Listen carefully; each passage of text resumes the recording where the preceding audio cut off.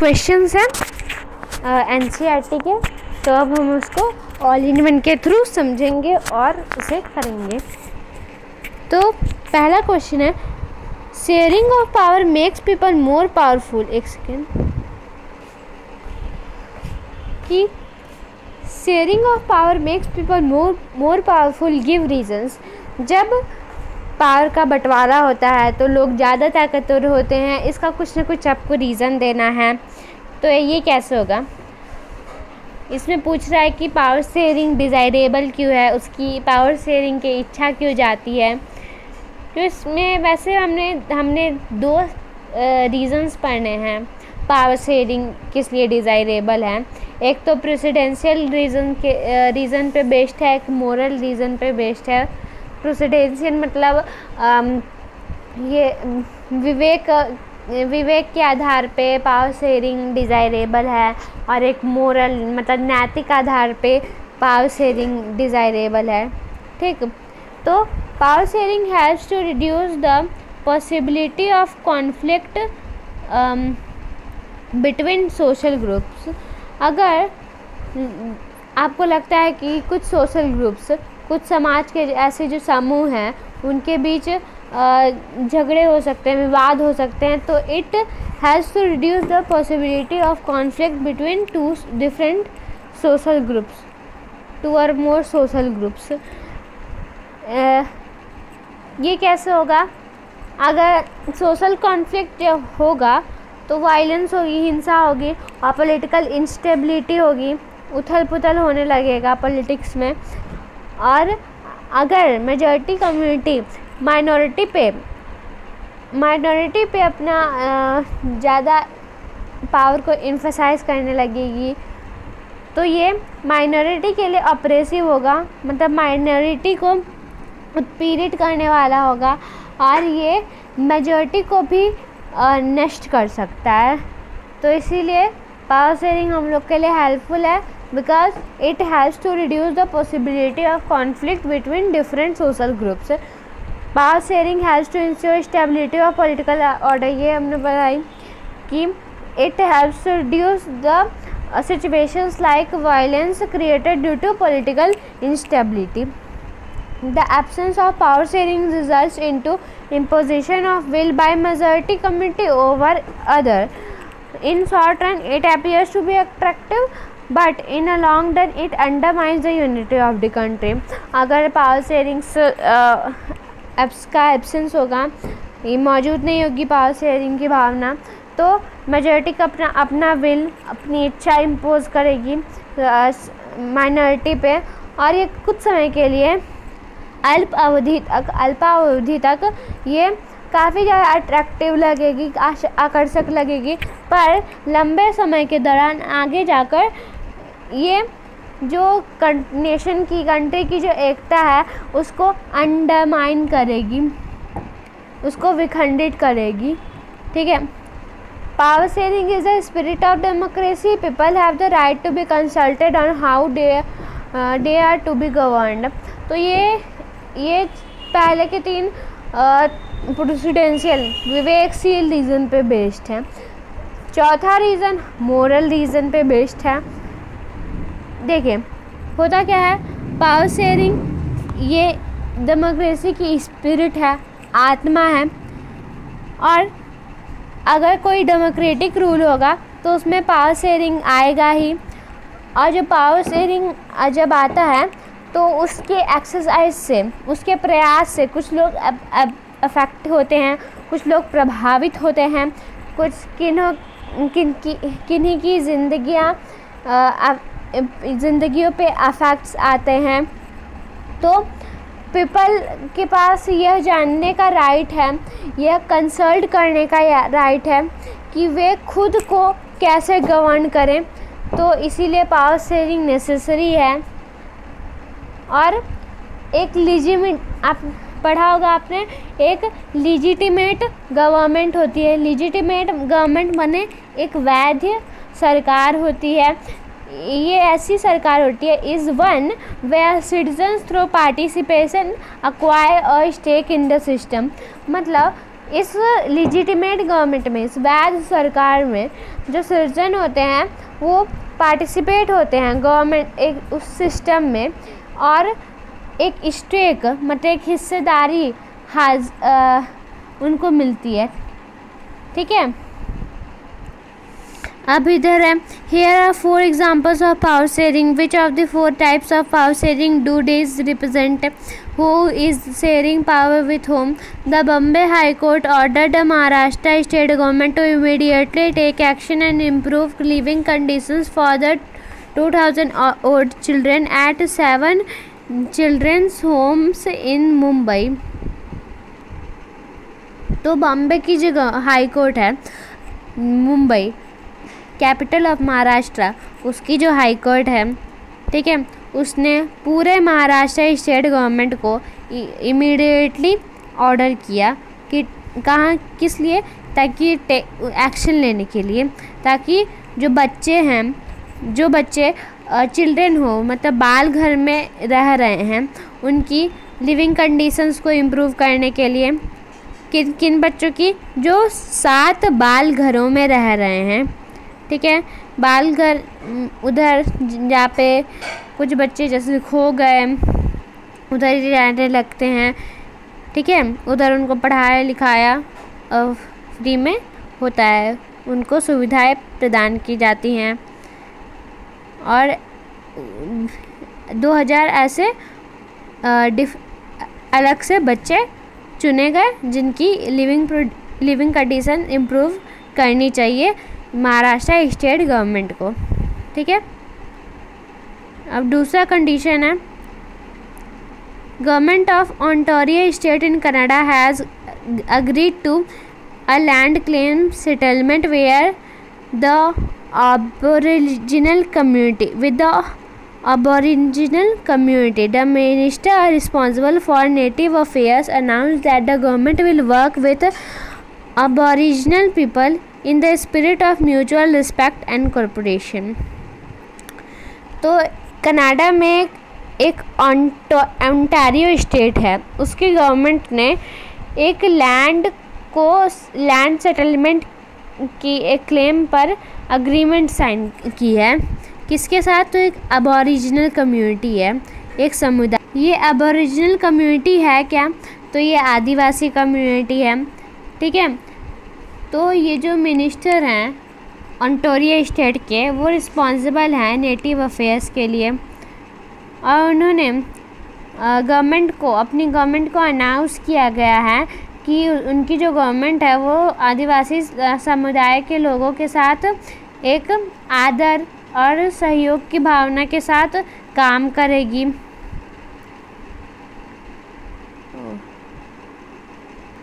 मतलब native affairs कहने का क्या मतलब है कि उसके जो देसी मामले हैं उधर के, उसको सुलझाएगी गवर्नमेंट मिलके इस समुदाय के साथ। इस इंडिजिनस समुदाय है, आदिवासी लोग किसी भी स्थान के, वो तो निजी ही होते हैं ना, इसीलिए। Russia's two influential political parties, the Union of Right Forces and the Liberal Yabloko movement, agreed to unite their organization into a strong right-wing coalition. They proposed to have a common list of candidates in the next parliamentary elections. तो हाँ, ये दोनों जो political parties हैं उन्होंने एक दूसरे के साथ कोलिजन बनाया है। कोलिजन किस लिए बनाया है? एक राइट विंग, मतलब एक ऐसा गठबंधन बनाया है जिसमें कि वे लोग हिरार्की, मोनार्की, इस सब का आनुवांशिक राजतंत्र, इन पुरानी भावनाओं को ज़्यादा ये सब सपोर्ट किए हैं। ये दोनों प्रभाव कर रहे हैं, लोगों को और ज़्यादा उत्साहित कर रहे हैं कि मोनार्की आनी चाहिए, फ्रेटर्निटी, वो सब मतलब ग्रेजुअल डेवलपमेंट के लिए ये लोग ये सब दोनों पॉलिटिकल पार्टीज रशिया में प्रभावित कर रहे हैं। इसलिए ताकि जो और इसलिए उन्होंने इसको बढ़ावा देने के लिए एक दूसरे के साथ कोलिजन भी बना लिया है। कोलिजन बनाने के बाद उन्होंने ये भी कहा है कि उनकी जो कैंडिडेट्स हैं उनके जो खुद के कैंडिडेट्स हैं दोनों के, उनका सबका पहले दो पार्टीज थी तो दो लिस्ट होता था, पर चूँकि अब एक ही ये दोनों का कोलिजन हो गया है तो सबका एक ही लिस्ट, कॉमन लिस्ट आएगा पार्लियामेंट्री, जो संसद में जो भी इलेक्शन चुनाव लड़े जाएंगे। ठीक है। The finance ministers of various states in Nigeria got together and demanded that the federal government declare it's sources of income. They also wanted to know the formula by which revenue is distributed to various states government. तो Nigeria एक country है waste Africa में, पश्चिमी Africa में। तो उसके जो states हैं नाइजीरिया के, जैसे हमारे इंडिया के बिहार, यूपी ऐसे करके है ना, तो नाइजीरिया में भी बहुत सारे स्टेट्स होंगे और उनका जो फेडरल गवर्नमेंट है, मतलब जो गवर्नमेंट है वो ऐसे करके है। ये कंट्री है, ये स्टेट गवर्नमेंट्स है। स्टेट गवर्नमेंट्स मिलके एक सेंट्रल गवर्नमेंट बनाई, फेडरल गवर्नमेंट बनाई, संघ वाला। तो ये सारी जो स्टेट गवर्नमेंट है अब क्या बोली, अब वो लोग फेडरल गवर्नमेंट को जोर डाल रही हैं, उन पे दबाव डाल रही हैं कि ना जहाँ जहाँ फेडरल गवर्नमेंट का इनकम का स्रोत है, कमाई का जो स्रोत है, सोर्स है, वो सब बताने के लिए। और वो सब सारी की सारी स्टेट गवर्नमेंट ये भी चाहती थी कि जो रेवेन्यू इकट्ठा करने का तरीका है, फार्मूला है, वो सारी स्टेट गवर्नमेंट को भी पता होना चाहिए। फाइनेंस मिनिस्टर भी कौन है इंडिया की? वित्त मंत्री निर्मला सीतारमन। तो वैसे ही ये सारी जो फाइनेंस मिनिस्टर हैं ये सारी स्टेट्स की, जैसे कि मान लीजिए यहाँ पे महाराष्ट्र, तमिलनाडु, ये सब के स्टेट गवर्नमेंट के जो फाइनेंस मिनिस्टर हैं वो सब मिलके सेंट्रल गवर्नमेंट यानी फेडरल गवर्नमेंट के फाइनेंस मिनिस्टर को जोर डाल रहे हैं उन पे और अपना राज खोलने के लिए बोल रहे हैं। तो हम लोग जानते हैं कि अब हमें इसमें आंसर क्या देना है।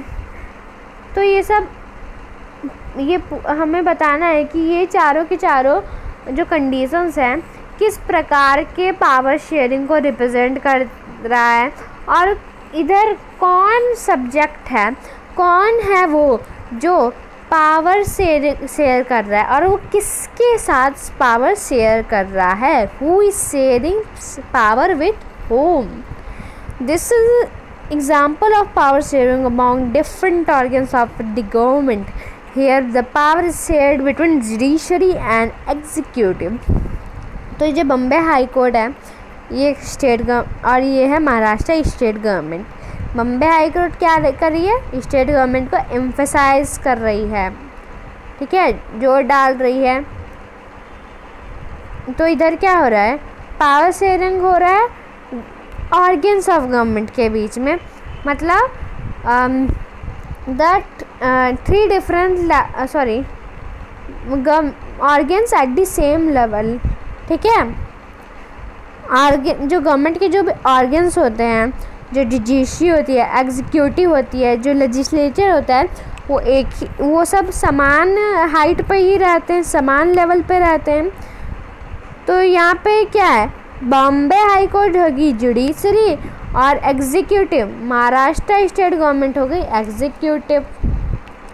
जो लॉ को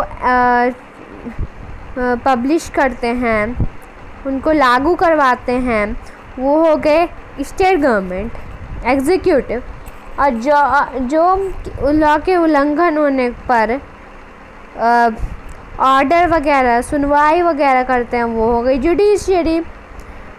दिस इज अब सेकेंड कंडीशन है, this is an example of power sharing among different social groups. Here the power is shared between aboriginals and other social groups. Original मतलब आदिवासी, मतलब सच में ओरिजिनल ही है। तो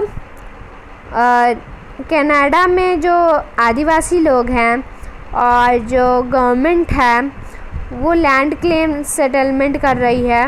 मतलब जो आदिवासी लोगों के साथ चाहे तो कुछ और सोशल ग्रुप्स भी रह सकते हैं और उनका जो देसी मामले होंगे उसको भी गवर्नमेंट साथ ही साथ रिस्पेक्ट करते हुए सहयोग की भावना के साथ आदिवासी लोगों के साथ और दूसरे लोगों के साथ मिलके काम करेगी। तो यहाँ पे पावर शेयर हो रहा है आदिवासी लोगों के बीच में और कॉमन लोगों के बीच में, इसलिए यहाँ पे ये लिखी हुई है कि power sharing among different social groups. अब तीसरी है, this is example of power sharing between political parties, pressure groups and different organisations.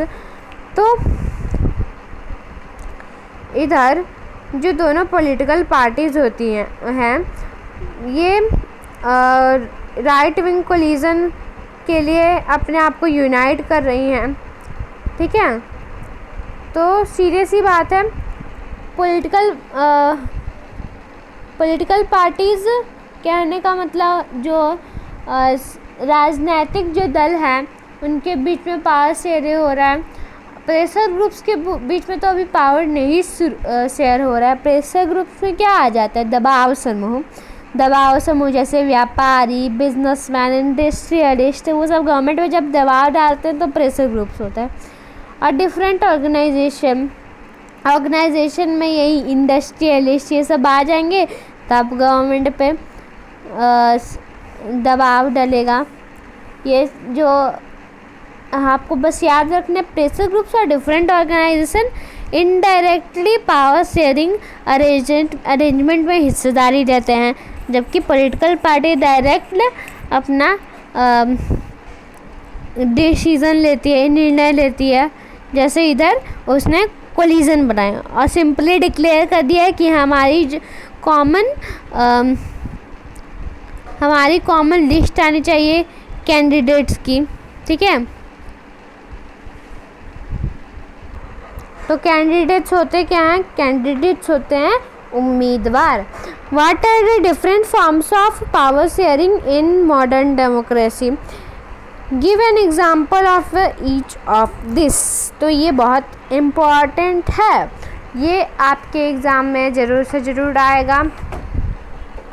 तो पावर शेयरिंग जो शक्ति की जो साझा किया जाता है हम आजकल के डेमोक्रेसीज में, वो किस किस फॉर्म में होता है, किस किस रूप में होता है, हमें इन सब का एग्जाम्पल देना है।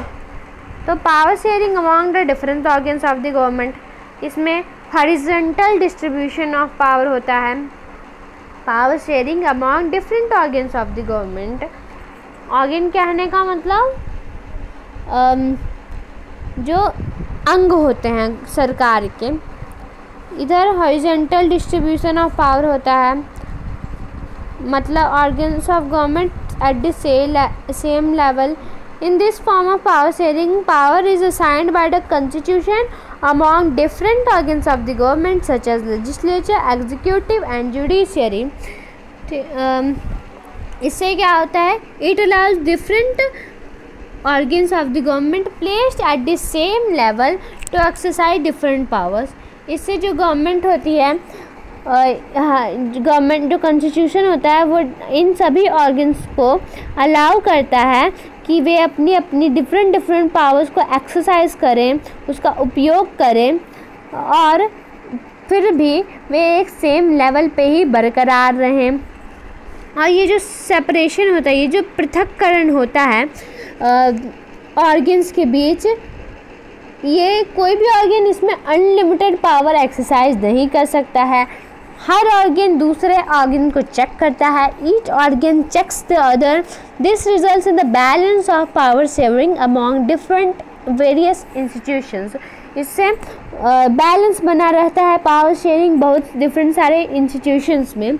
हमने पिछले साल डेमोक्रेसी वाले चैप्टर में पढ़ा था कि अगर मिनिस्टर्स ऑफ जो गवर्नमेंट ऑफिशियल हैं, मतलब जो एग्जीक्यूटिव में जो मंत्रिमंडल है या फिर जो अधिकारी हैं वो एक्सरसाइज पावर तो ज़रूर यूज़ करते हैं, पर वे पार्लियामेंट मतलब वे संसद को जवाब देने वाले होते हैं और स्टेट असेंबलीज के लिए भी रिस्पॉन्सिबल होते हैं।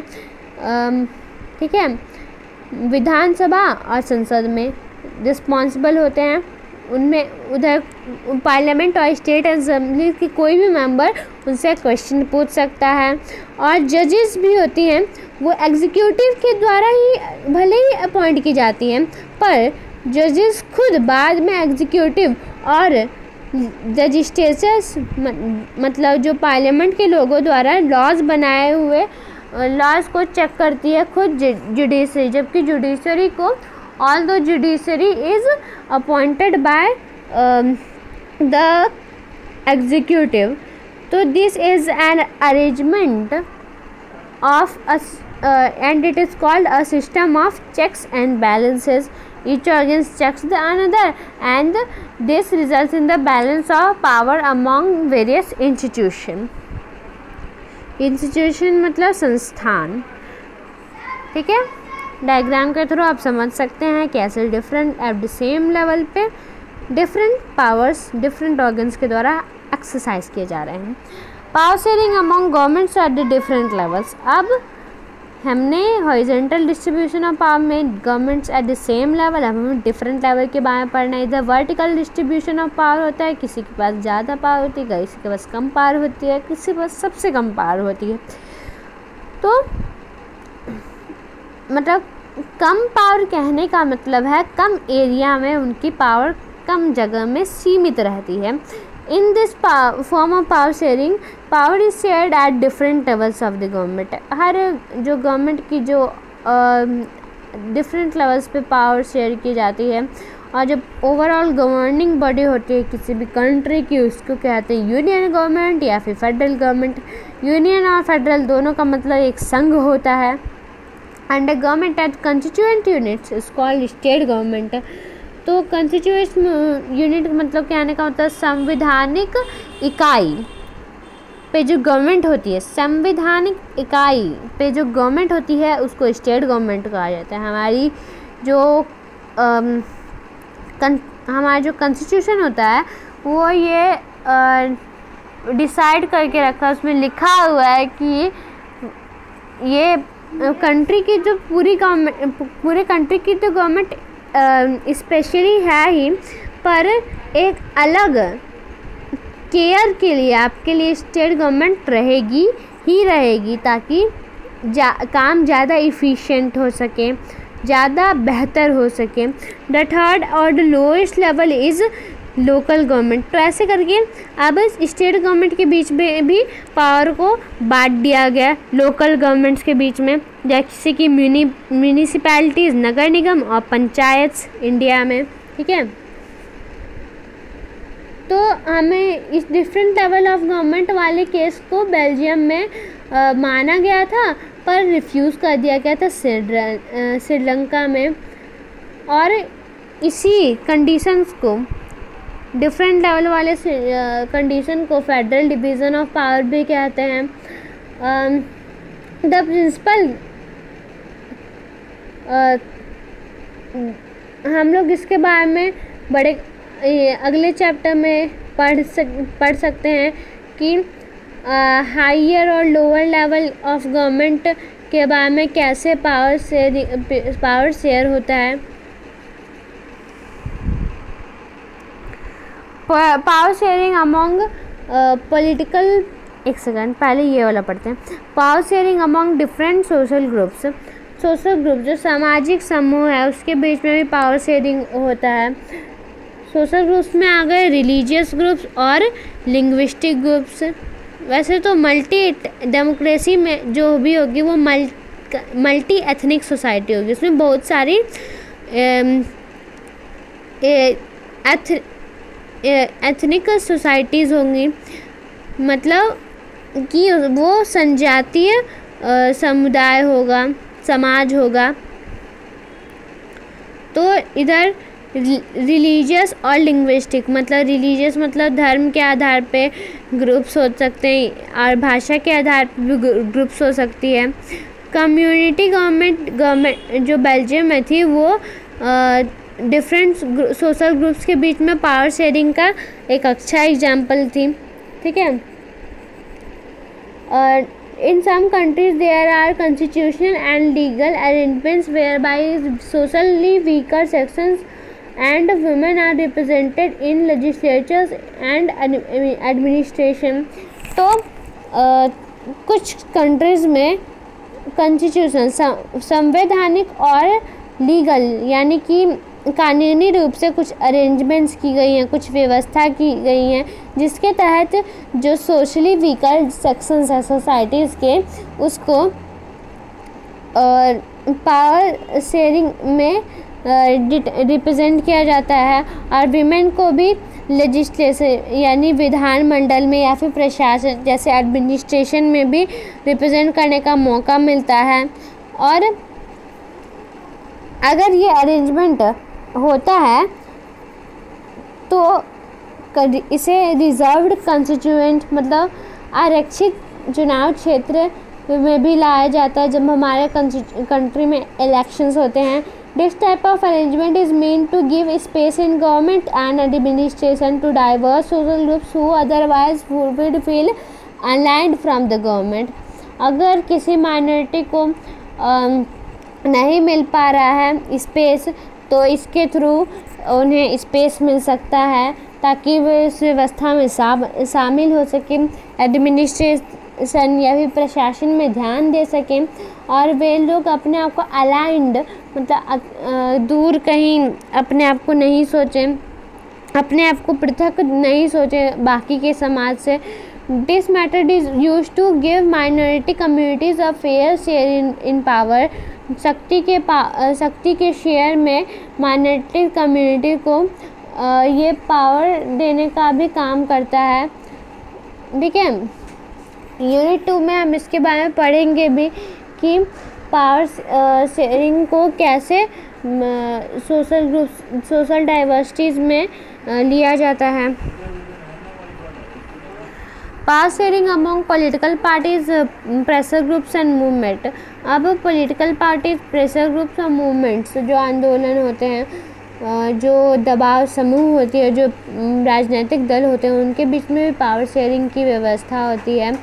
इसके ये जो तीनों जो चीज़ें हैं वो कंट्रोल करती हैं मतलब नियंत्रण करके रख सकती हैं और इन्फ्लुएंस करती हैं जो लोग पावर में हैं, मतलब जो भी लोग हैं, जो गवर्नमेंट है पावर में उसको नियंत्रित करके रखती है और उसको प्रभावित करके रखती है। कैसे? In a democracy the citizens must have the freedom to choose among various contestants of for power. Democracy में कोई भी सिटीजन के पास फ्रीडम है, आज़ादी है कि वो किस दावेदार को पावर के लिए चूज़ करें। अभी के समकालीन जो कॉन्टेम्पररी जो डेमोक्रेसी हैं उनमें प्रतियोगिता चल रही है, कंपटीशन चल रही है डिफरेंट पार्टीज़ के बीच और इस कंपटीशंस के थ्रू ये सुनिश्चित किया जाता है कि जो पावर होगा वो किसी एक हाथ में नहीं रहेगा। लंबे समय के लिए हम देखें तो दूर दृष्टि लगा कर देखें तो बाहर से जब होता है डिफरेंट पॉलिटिकल पार्टीज़ के बीच में तब हमें डिफरेंट विचारधारों और सोशल ग्रुप्स को देखने को मिलता है। ये जो पावर शेयरिंग है वो डायरेक्ट भी हो सकती है। डायरेक्ट कैसे होगी? पॉलिटिकल पार्टीज़ के थ्रू होगी। जब दो से ज़्यादा पॉलिटिकल पार्टीज़ अलाइंड हो जाएंगी और एक चुनाव लड़ेंगी, इलेक्शन को कॉन्टेस्ट करेगी और इसके द्वारा अगर वो अलायंस सिलेक्टेड हो गया तो एक कोलिजन गठबंधन सरकार बनाएगी और एक दूसरे में पावर शेयर करेगी। और हम लोग डेमोक्रेसी में इंटरेस्ट ग्रुप्स भी देखते हैं। ठीक है। इंटरेस्ट ग्रुप क्या होता है? जो रुचिकर जो समूह होता है जैसे कि व्यापारी, व्यवसाय वाले, इंडस्ट्रियलिस्ट, फार्मर्स, इंडस्ट्रियल वर्कर्स। ठीक है। ये सब भी गवर्नमेंट पावर में शेयर करते हैं, गवर्नमेंट पावर में अपनी हिस्सेदारी को साझा करते हैं। कैसे करते हैं? या तो गवर्नमेंट कमिटीज़, मतलब सरकार की जो समितियां हैं उनमें पार्टिसिपेशन करके या फिर प्रभावित करके उनके डिसीजन मेकिंग प्रोसेस को, जैसे कि अभी किसान आंदोलन हुआ था तो किसान लोग डिसीजन मेकिंग प्रोसेस पर उसको प्रभावित कर रहे थे, तो इसके थ्रू वे गवर्नमेंट में पावर शेयरिंग अरेंजमेंट में एक हिस्सेदारी ले रहे थे। कुछ लोग बड़े जैसे कि ये अडानी फैमिलीज वगैरह, अडानी कंपनी, उनकी वे लोग गवर्नमेंटल कमिटीज़ में भी पार्टिसिपेट करके गवर्नमेंटल पावर को शेयर करती हैं। State one presidential reason and a moral reason for power sharing with an example from Indian context। तो इंडिया के देखते हुए हमें एक प्रेसिडेंशियल और एक मोरल सेट ऑफ रीज़न देना है जिसके थ्रू हम लोग पावर शेयरिंग को रिप्रेजेंट कर सकें। यहाँ तो हाँ, या फिर तो आपसे क्वेश्चन पूछेगा कि 2 मेन रीज़न्स, ऐसे 2 मेन रीज़न बताने हैं जिसके थ्रू ये बताया जैसे कि पावर शेयरिंग हमारे डेमोक्रेसी में, हमारे इंडिया में इम्पॉर्टेंट क्यों है। तो एक तो है कि ये रिड्यूस करता है कॉन्फ्लिक्ट को, वायलेंस को, इनस्टेबिलिटी को, ठीक है। और ये किसी को ज़्यादा पावर एक्सरसाइज करने के लिए भी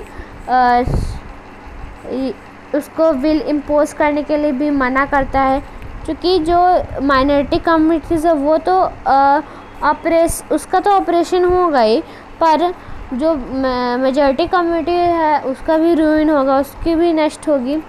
तो जैसे हमारे कंट्री इंडिया में SC/ST और माइनॉरिटीज़, अल्पसंख्यक हैं, ST/ST हैं और अनुसूचित जनजाति, उनके बीच में रिजर्वेशन होती है कंस्टिट्यूएंट्स का, मतलब चुनाव क्षेत्र को आरक्षित किया जाता है। और इस तरीके से पावर शेयरिंग हमारे यहाँ रिड्यूस करता है कॉन्फ्लिक्ट को, ठीक है। और दूसरा है मोरल रीज़न, नैतिक जो रीज़न है वो नैतिक कंसिडरेशंस पे आधारित है। An example of power sharing for a moral reason is decentralization of powers। हमारे यहाँ पावर्स हैं वो डिसेंट्रलाइज्ड है, मतलब एक ही जगह पे, जैसे दिल्ली है हमारी कैपिटल तो दिल्ली में केंद्रित नहीं है, जैसे या फिर जो बॉम्बे हो गया हमारा फाइनेंशियल कैपिटल, उधर भी पावर शेयरिंग को सेंट्रलाइज नहीं किया गया है। और इंडिया में लोकल स्टेट और सेंट्रल गवर्नमेंट्स को डिफरेंट लेवल्स पे पावर को ऑपरेट करने के लिए फॉर्म किया गया है। तो इस प्रकार से हम लोग इंडिया में दोनों तरीके से बता सकते हैं कि कैसे पावर को शेयर किया गया है। After reading this chapter, 3 students drew different conclusions. Which of these do you agree and why? Give your reason in about 50 words. Ma'am, power sharing is necessary only in societies which have religious, linguistic or ethnic divisions. Different social groups के बीच में अगर division होगा तो power sharing उधर ही ज़रूरत पड़ेगा। Methyl तो वो क्या कहती हैं, power sharing is suited only for big countries that have regional divisions. तो ये कहते हैं कि पावर शेयरिंग बिग कंट्रीज़ में ही ज़्यादा इसेंशियल होगा, क्योंकि वहाँ पे क्षेत्रीय डिविजन्स होते हैं। और सिर्फ every society needs some form of power sharing even if it is small और does not have social division. तो ये अच्छी बात कहते हैं कि पावर शेयरिंग हमारी सोसाइटी में डिज़ायरेबल है, चाहे वो स्मॉल हो या फिर उसमें सोशल डिविजन्स हो या ना हो, इसका कोई मतलब नहीं बनता। तो we agree with ourselves because each society needs power sharing even if it is small or does not have social division. A democratic system of government ensures that citizens acquire a stake in the system by active participation या फिर जो legitimate government होती है उसमें democratic system होता है और ये इंश्योर करता है, सुनिश्चित करता है कि जो डिफरेंट सिटीजन होते हैं वे गवर्नमेंट में हिस्सेदारी पाते हैं अपने एक्टिव पार्टिसिपेशन के through. It prevents conflict between different groups in society while promoting belongingness। तो लोगों के बीच ओनरशिप का भावना प्रमोट किया जाता है, ठीक है।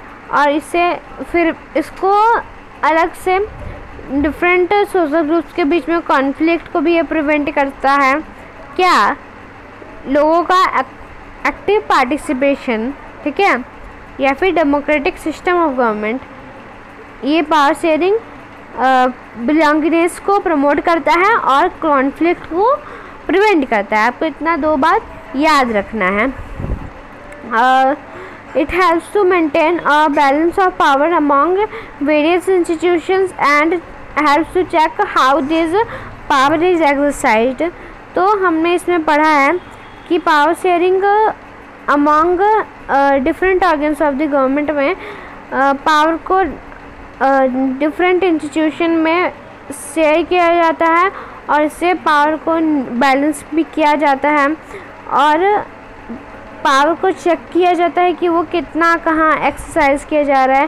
People will be more satisfied when they have a say in the functioning and decision making process in the system। अगर लोगों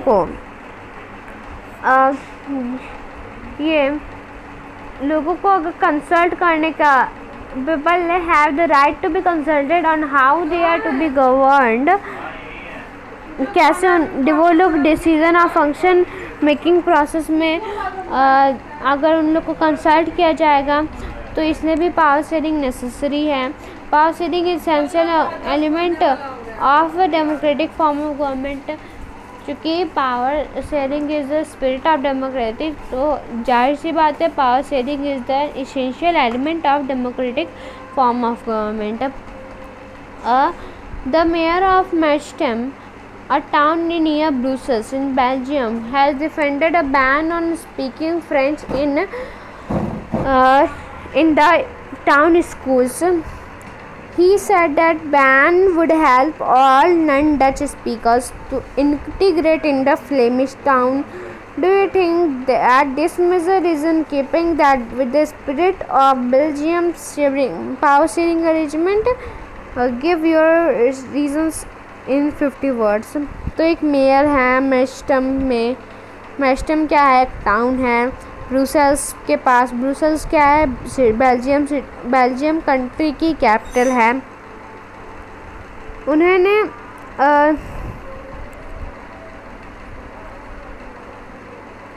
उन्होंने फ्रेंच लैंग्वेज की हिफाजत की है, ठीक है। हिफाजत कैसे की है? रक्षा करके। जब फ्रेंच को टाउन स्कूल में बैन किया जा रहा था, ठीक है, ये तो शुरुआती समय की बात है, तो वे कह रहे थे कि अगर ये जो बैन होगा वो सभी डच स्पीकर्स को इंटीग्रेट करेगा फ्लेमिश टाउन में, मतलब जहाँ पे डच लैंग्वेज बोली जाती थी, ठीक है। तो क्या आप इस बात से सहमत हैं कि इनकी जो बातें हैं वो पावर शेयरिंग की व्यवस्था को लेके चल रही है? तो no, the measure taken by the mayor of Merchtem is not keeping with the spirit of Belgium's power sharing arrangement. Belgium की जो अधिकतर जो पॉपुलेशन है वो फ्लेमिश रीजन में है और ये डच लैंग्वेज भी स्पीक करती है। The ban on speaking French in town schools would prevent French and Dutch speakers to mix with each other। इससे वे दोनों आपस में घुल मिल नहीं पाएंगे, उनके अविश्वास की भावना और शक की भावना फीलिंग्स क्रिएट हो जाएंगी और इससे ये जो बैन होगा इससे रीजनल डिफरेंसेस भी क्रिएट होंगे और सोशल कल्चरल डाइवर्सिटीज़ भी होंगी।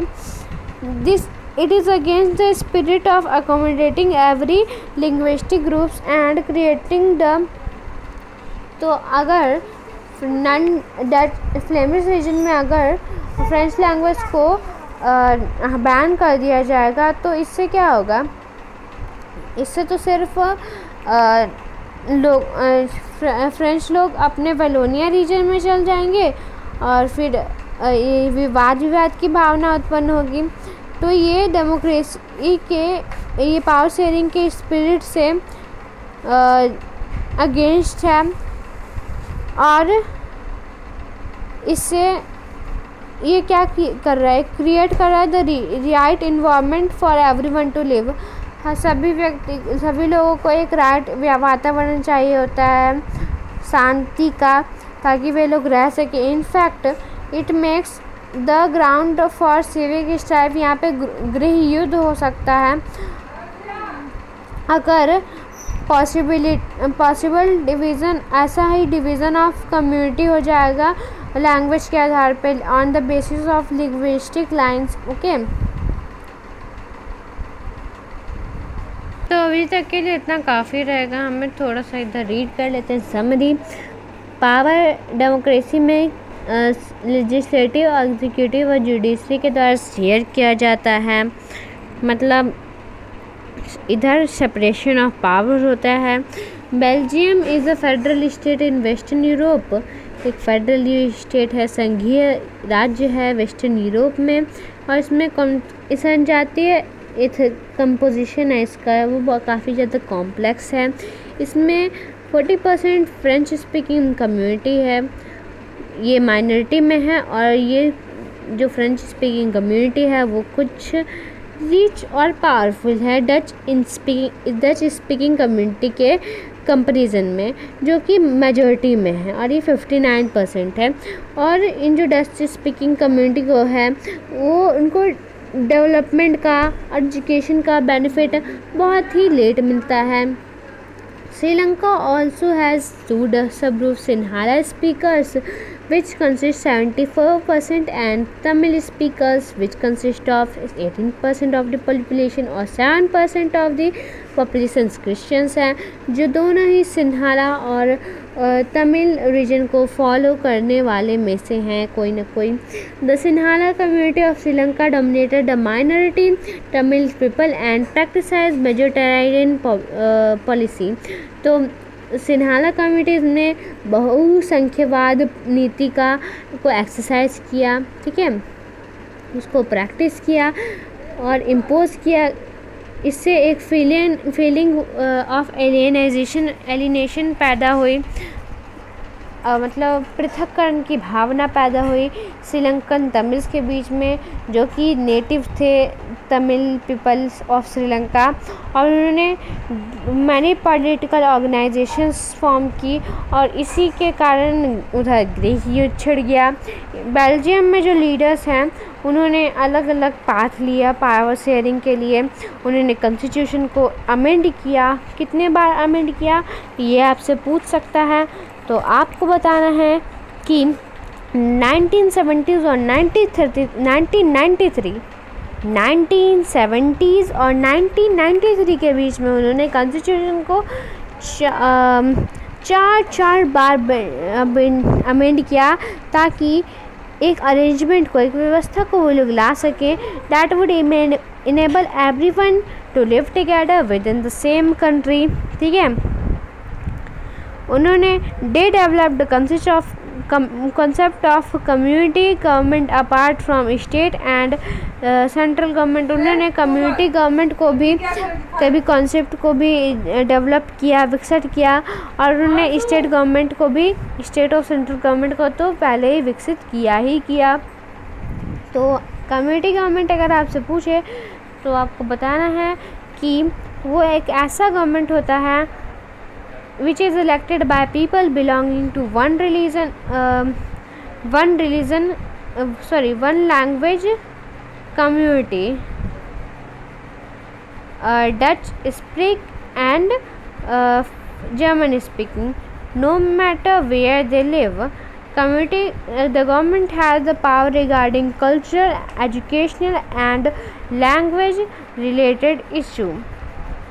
तो जो कम्युनिटी सामुदायिक सरकार है वो ना डच, फ्रेंच और जर्मन स्पीकिंग हर तीनों लोगों के द्वारा इलेक्ट होती थी और वे लोग कहीं भी रहें, इसको कोई ये झंझट की बात नहीं है।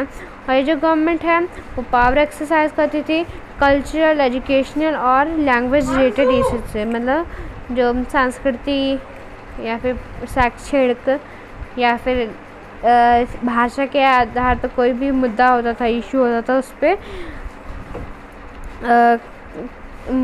अपना पावर शेयर करती थी।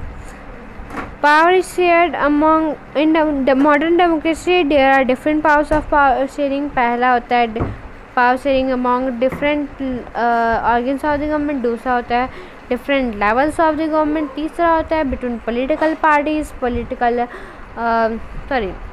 between different social groups, linguistic और regional religious basis पे। और चौथा होता है among different political parties, pressure groups and movements. Power is shared among different organs of the government, among organs at different levels, among the social groups. Okay. और जो pressure groups होते हैं वो कंट्रोल करते हैं और इन्फ्लुएंस करते हैं जो पावर में होते हैं, प्रेशर ग्रुप्स या फिर पॉलिटिकल पार्टीज और या फिर मूवमेंट्स। इतना अब तक के लिए इतना ही, बाकी का हम लोग नेक्स्ट वीडियो में कवर करेंगे।